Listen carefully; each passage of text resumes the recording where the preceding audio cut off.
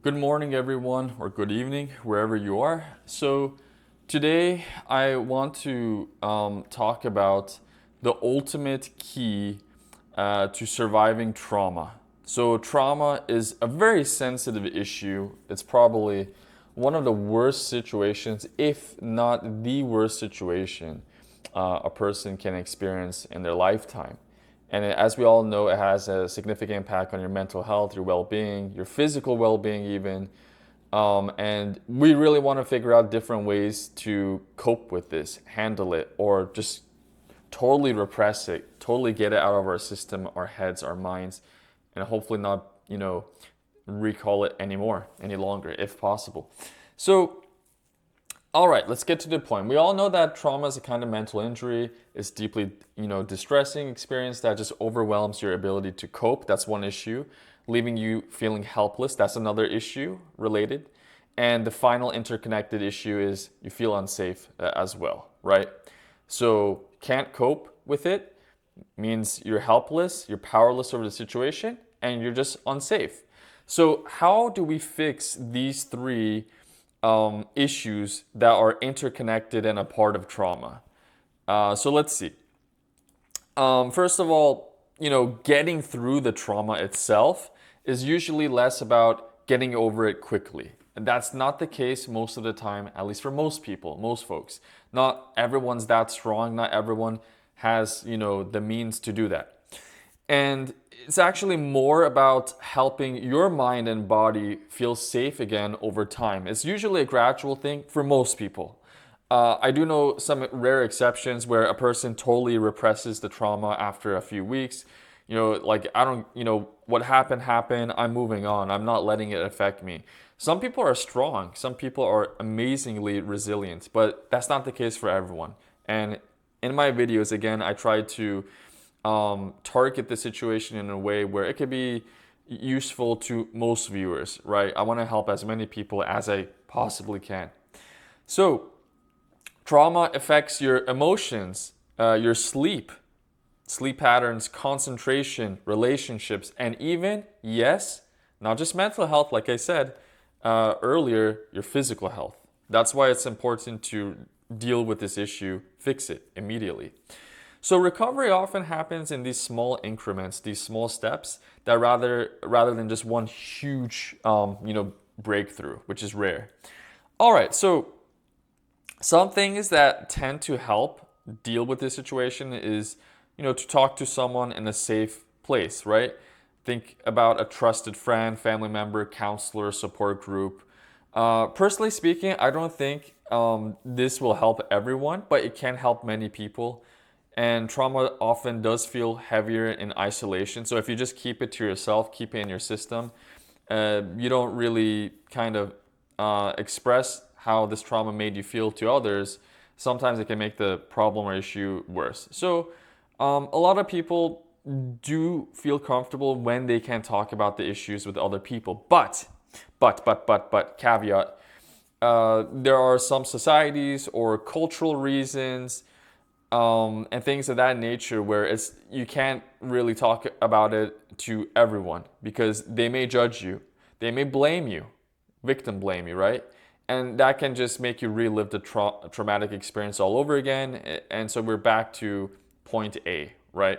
So it really depends on the situation. Now, you want to create stability in your daily life. So this is going to take care of the physical aspects of trauma. Like you want to have regular sleep, 7-8 hours. I recommend 8 based on my experience. Meals, try to stick to healthy ones, not just anything that goes into your throat. Movement, you don't want to live a sedentary lifestyle where you're just on the couch or, just on your chair behind your desk all day long. You want movement, you want exercise, you want activity, you want routines in your life that can calm your nervous system. Because if you're just standing idly, you're gonna start thinking. That's just how humans work. Maybe animals as well. A lot of living things. Because if you don't have anything to do, you keep thinking. And the traumatic thoughts and experiences are the most powerful ones emotionally compared to some of the other events you've experienced in your life. So you might end up, your mind is just searching for them because the evocative power is just immense. And we got to do something to really control it. And one way to do that is by having some sort of stability or form in our lives. And I haven't gotten to the solution to trauma yet. These are just some things to keep in mind. So you want to avoid judging your reactions too. So when you start shaking, or you start noticing you're feeling numb, or you have a migraine, or you suddenly experience a nosebleed in some situations, or flashbacks, emotional ups and downs, these are all common traumatic responses, right? These are side effects of trauma. So even though the event is gone, maybe it's been days, it's been weeks, it's been months, it's been years, you could still experience some of these side effects of the trauma, regardless of when it actually occurred. It just depends on the person.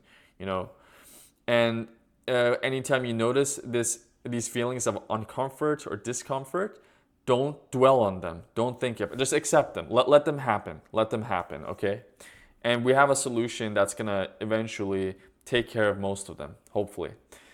Now, the solution is going to involve a grounding technique. This is where you focus on something, right? And involves breathing, visualizing in some situations, or imagining something. And it could involve like temperatures. It can involve the texture of something, colors, sounds, and eventually during that experience, you will remind yourself of your current date, your place, your location. And I'll get to that later. The specific grounding technique I'm gonna be suggesting to overcome trauma, that's worked for me, that's worked for some others, and involves a form of meditation. It's just the way I meditate, and I'll get to that in a moment. And that's half the solution, actually. The other half is going to involve distraction, and I'll get to that as well later. Anyway, another thing is you want to limit unhealthy coping habits if you can, because the thing is, they're not going to actually be the solution to fixing trauma. And we'll talk about these unhealthy coping habits later too. And, some people will try to express themselves, express this trauma, this traumatic situation that they've experienced by journaling about it, listening to music, art, exercise, prayer. And these could work for some folks. I'm not denying that, but I have my own solution. I'm going to be elaborating on later today that I find to be proportionally more effective. All right. And of course, some people will tell you consider trauma-focused therapy if you have the means to it, if you have the money, time, access to it, like EMDR, CBT, cognitive behavioral therapy. It's one of my favorite ones, actually, and somatic therapy too has had some profound effect on some people. But again, I'm going to elaborate on a different solution today in a moment, toward the end of the session. Okay, so here's the thing. Before we get into the overall solution to deal with trauma, I want you to think about these three important elements here. Because step one, first and foremost, after we've experienced trauma, we were assaulted by someone, maybe a dog bit us, whatever that traumatic experience was. Maybe there was a sound of a huge explosion too close to our ears ringing, we're just freaking out.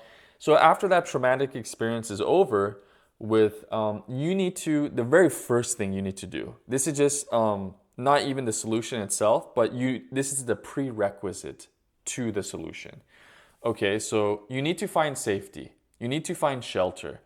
In other words, you need to stay away from the place that traumatic event happened. No duh, right? It's common sense. So we need to establish the physical safety, the environmental safety first. So we need to change our location because it's impossible to recover from trauma if you're in the same location where the traumatic event took place, just like I just pointed out to you. This could either, why? Because it's going to remind you or reactivate the trauma in your head or the trauma stressor, whatever that specific thing was that was causing it. Maybe it was like a person who inflicted the trauma on you. They assaulted you. They did something bad to you. Maybe it was a violent dog, right?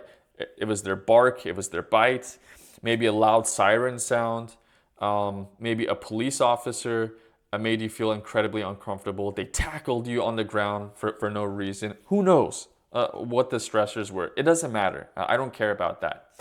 But right now we're talking about like just getting you to safety, removing you from that traumatic location.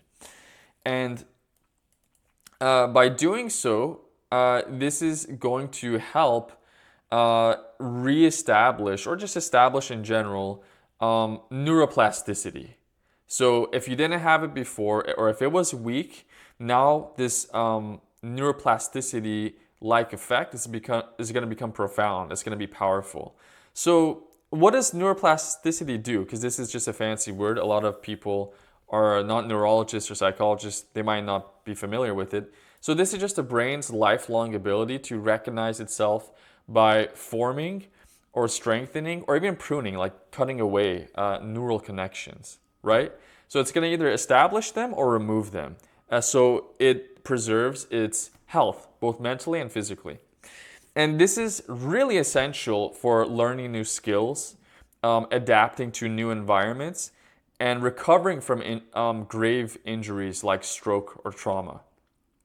And there's a biopsychological component to safety as well. So we already talked about getting yourself to a different location, right? A different environment. But at the same time, we want our body to also be able to deal with the situation, not just our mind. So you need to establish stability by getting, enough sleep, consuming healthy meals, a healthy diet, movement, and routines, as we just mentioned, a couple minutes ago. Otherwise, the trauma can reignite or surface, right? So the safety needs have to be met. Okay. And think of like stage 1 and 2 of Maslow's hierarchy of needs, because these points that I mentioned are kind of related to that as well. You could think of it that way too. Anyway, so second, to really be able to build our solution here, we need to better develop our emotional awareness and regulation. This is something you got to work on. So you want to first be aware of what those traumatic reaction side effects are. You want to make sure that these are related to the trauma, right? So again, if you're not familiar with them, this is just feelings of numbness, anxiety, tightness, anger, flashbacks, nosebleeds, emotional ups and downs, shaking, migraines, and yeah, things of this nature. And there could be more symptoms too. I'm just listing a lot of common ones here. And now again, like I mentioned, you don't want to judge them. You don't want to hyper focus on them. Like, oh shoot, I'm tapping my feet too loudly or too quickly. I'm blinking too fast. I'm stuttering. I'm so nervous. No, relax. It might happen, but don't dwell on it. Don't think on it. Don't meditate on it. And at the same time, you want to limit, or even better yet, avoid unhealthy coping habits too, like relying on substances. And it doesn't really matter if they're illicit or not. So even something that's legal, like tobacco or marijuana, is still detrimental. So yeah, stay away from the drugs and alcohol, even prescription medication if possible, if you haven't seen a psychiatrist yet, or at least some kind of physician. I recommend trying to stay away from video games as much as possible, depending on the trauma. Watching porn, doom scrolling on social media, because all of these things are just suppressing your emotions, okay? So you're just trying to, they're just forms of escapism, essentially. So you think you're solving the problem temporarily or long term, you think by just flat out ignoring it, that you're solving the problem. But that's not always necessarily helpful. It could be sometimes, but I think in most cases it's not. And that's the point here. In order to get through trauma, in order to put an end to it, we actually need to, this is the main key here. You need to develop a new persona. You need to be a new person by establishing a new identity, okay? A new cognitive profile of yourself. And we still need to have those keys to access our emotions. We can't ignore them, and we shouldn't suppress them using drugs, video games, porn, doom scrolling. That's not what you want to do. We still need to face those emotions, at least the emotional energy. Okay, it doesn't have to be, remembering what the traumatic experiences necessarily were. Okay, that's not what I'm saying here. Now, otherwise, if we don't do that, then we can't create the identity, and then we're just trapped in the trauma. Okay, so let's talk about creating an identity. So, as you already know, the most important moments in our lives involve strong, powerful, evocative, emotional reactions that we almost never seem to forget. We recall and remember them frequently sometimes, right? More than usual. So, think about the events tied to your formative years when you were growing in school. So, the first time you traveled to another country or you took a gap year, some profound or memorable school experiences, work related experiences like your first high school, the first job you worked in, your first internship, your first volunteer experience, your early relationships. If you, had a girlfriend or boyfriend, who was the first person you were with? Your first best friend of your life, or the first person you met in your life, And not all of these apply to you, but whatever it does, okay?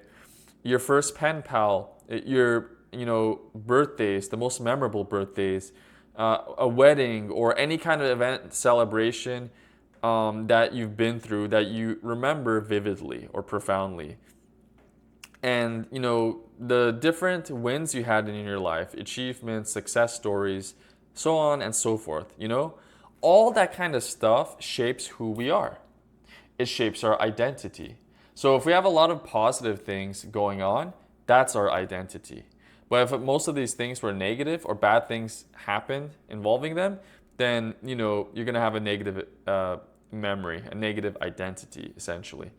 So again, these experiences, memories, and moments shape a large part of who we actually are, and we can end up becoming new people, and as a result of them, right?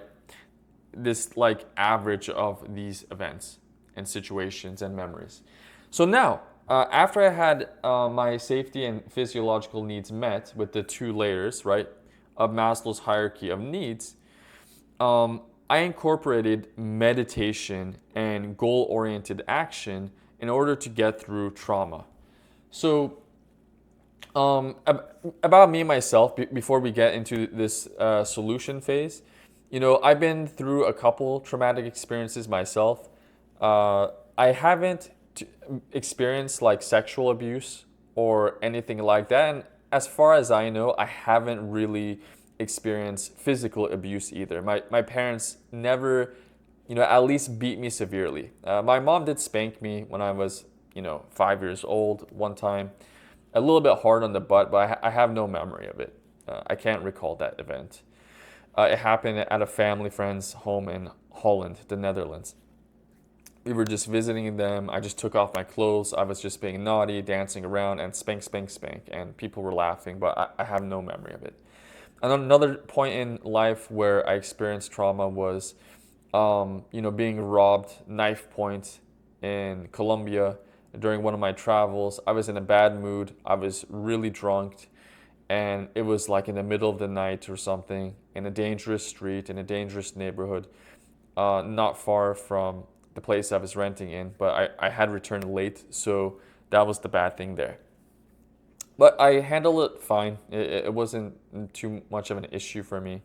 And other traumatic experiences I experienced in my life, maybe if, somebody who yelled and screamed at me, but I can't think of, I know it's happened maybe in two cases, but I can't recall when the last time it happened. I just repressed it. So some of the traumatic things I've gone through, I've repressed, or I don't even think about much, to be honest, including the ones I've just shared with you right now. I don't dwell on them. And so I want to explain like what you could do to overcome your trauma, regardless of what it is, right? Regardless of the intensity.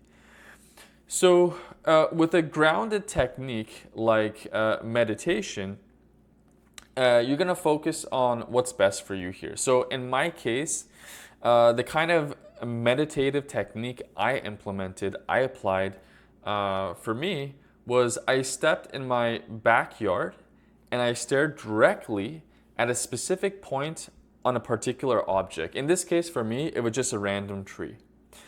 And while I was just staring at this point in this tree, just like so, right? I'm just staring at one point. Or if I'm looking at the camera, my webcam, my Logitech C920, you can see I'm staring directly at you, at the lens.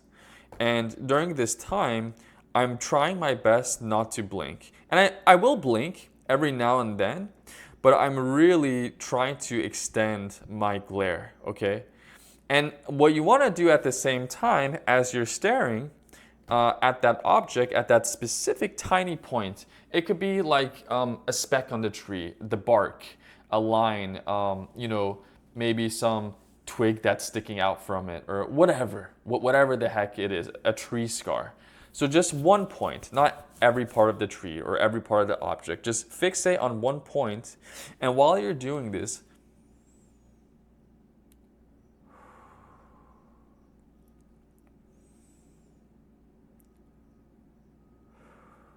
I want you to take slow and deep breaths. And you want to do this for a few minutes at least. Don't have a timer out next to you, in front of you, because that's kind of a distraction. You're going to keep thinking about the time. And that's not what you want. You just want to be distracted or focused on this point that you're staring at. You don't want external stressors or external things to intervene here or interfere. So you're focusing on this point that is kind of neutral. It's making you relaxed. And you're just taking these, slow, deep breaths. You don't have to make sounds with your breaths. That's up to you, whatever works. And the whole point here is just to focus, And, here's the sweet part. What could end up happening, like it happened in my case sometimes when I meditate in my backyard, I had neighbors to my right who brought out their two little boys, 5, 6 years old. I don't know how old they are, to play, because they have this kind of mini playground set in their backyard. Sometimes they play catch, right, ball and stuff. So, or with their toys, their Legos. And so I could hear them chit-chatting and whatnot, but I'm not turning my head to see what they're doing. I don't care. I'm just focused on this tree, and I'm taking these slow breaths. And I could hear this noise, but I'm not focusing on it. Then maybe minutes later, your other neighbor on the left, and this actually ironically did happen to me, they released their, what do you call that new bred dog? It's like a cross-up between a poodle and I think a Labrador retriever or golden retriever. A doodle. It was a golden doodle. Funny name, right? So they're kind of trendy dogs. I think they're top 3 or something. Next to those Frenchies, the French bulldogs. Anyway, so that dog, from experience, I know that it has a very loud, sharp, coarse bark. And usually it annoys me sometimes when I'm in my own home, but it's not like my own dog's bark is any better, to be honest. Anyway, so I'm focusing on that tree, and my German Shepherd was outside as well, because I did play cat fetch with it earlier before I was meditating. So there's all this extraneous stuff going on, and I remember in one of these sessions, there was, because we live about 7 minutes driving distance from the airport, 5 miles away or something. And there was some Boeing or airplane that just took off from our domestic airport here. So all this stuff was going on, and birds started chirping really loudly. The weather was fine that day. It doesn't have to be. But I noticed all these things in my subconscious, but consciously, I don't care. I'm not focusing on any of them. I'm just laser focused on that specific point on the tree while taking these slow and deep breaths. And as time is passing on, I'm making my breaths slower and slower and slower through the passage or course of time. And I'm making them deeper and deeper and deeper through this period of time. And what this does to my chest and just my body in general, maybe first I'll feel it in my chest because, I'm breathing, I'm using my lungs, but it's going to start feeling heavy and floaty. But then after a period of time, whatever that period of time is, it's always going to be different. I'm going to start feeling like I'm floating, or my body feels heavy. My body feels really relaxed. And it's like this feeling of comfortable numbness or something. I don't even know how to describe it perfectly, but I feel super relaxed, right? Like I'm on morphine or something. No, God forbid, don't think about drugs here. But it's a different feeling. You're in a different state of mind and a different state of body. So, um, you know, now, what is the result of this meditative process? Because this is half of our solution right now. So now that I'm in this meditative state, and after I decide to give up on that tree, I just get up, I stand up, and walk back. I return to my house, right, with my dog. Well, the thing I achieved here is my emotions are now well regulated. So emotionally, spiritually, psychologically, I feel good. I feel level. I feel smooth. I feel neutral, or maybe positive too, to some extent. I'm just like in this state of equilibrium. Everything feels nice, right? Everything feels neutral, normal, whatever you want to call it. Now, you're not done yet. You're not done yet. Now, from here, what you want to do is you want to basically take this state of mind that you've developed right now, and let's say you meditate almost every day or a couple days a week, whenever, it doesn't matter. Now you want to take this state. Now, if you're going through trauma, I recommend trying to do this daily. It'll be more effective because it'll establish routine. Now you want to focus on your short-term and long-term objectives in life. Because as humans, you know, we're made to have goals in life. We're not animals. We're not plants. That's not the way it is. They have their own goals, I'm sure, too. So if you need to take care of your chores, right, it's time to wash your dishes, wash your clothes, cook meals for later in the day, or whatever it is you have to do at that moment, take care of them now that you're in this state. All right. Now, what's going to happen is your mind is going to start shifting to the chores. You're just focusing on them. You're dwelling on them. And that's fine because that's something you need to do. It's something positive. It's not something negative. It doesn't matter how boring or dull it is to you for some people, but this is something you must do. It's just part of life. So you take care of that. It's done. But now you have some hours in the day to focus on your career-related goals or your education-related goals, right? Or skills you're developing, like faster reading skills or learning a language, whatever they are, right? So when you're in this state, it's gonna be much easier to focus on those things than if you weren't. So you're able to cope with them. You're able to tolerate them. It doesn't matter how difficult, challenging they may be, because you've built this kind of positive flow, positive tolerant state where you're able to handle them and take things 1 second at a time, 1 minute at a time, 10 minutes at a time, an hour at a time. And guess what? Now you've established this positive sense of identity. And, when you carry out this routine every day, you're no longer going to be thinking about the traumatic event for the most part. And if you really get effective at this, you won't think about it at all. I promise you that. So that's the thing. If we want to defeat or conquer trauma or anything that's related to it, we need to distract ourselves with things that are positive or healthy in our life. And in order to do that, first, you need to be in a safe location. You need to establish yourself safely, right? Both physically and psychologically. The other thing is you need to take care of your basic needs like sleep, rest, food, maybe love, like family interactions with your friends, your loved ones, all that stuff, right? Those are your basic necessities. So once you've taken care of those two things, that final component is just going to be emotional regulation, taking care of that. And the way we do that is by meditating, this grounded focus practice, okay? And that takes care of half the problem. And the other half to it is once you have that meditative state, you're gonna, use your energy to focus on the things you have to do in life. That's it. So, by doing this, you establish independence, capability. You could cope with anything in life, anything life throws at you, okay?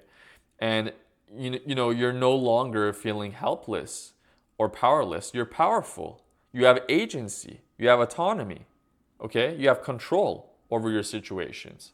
You're capable and you have control. And obviously, when that happens, you feel content, you feel happy, you feel safe, and you don't think about anything that's gonna disrupt your life, that's gonna distract you, that's gonna harm you, that's gonna, like the worms are no longer gonna eat into your psyche. They're all gone. We've just eradicated them, okay? The nightmares are gone.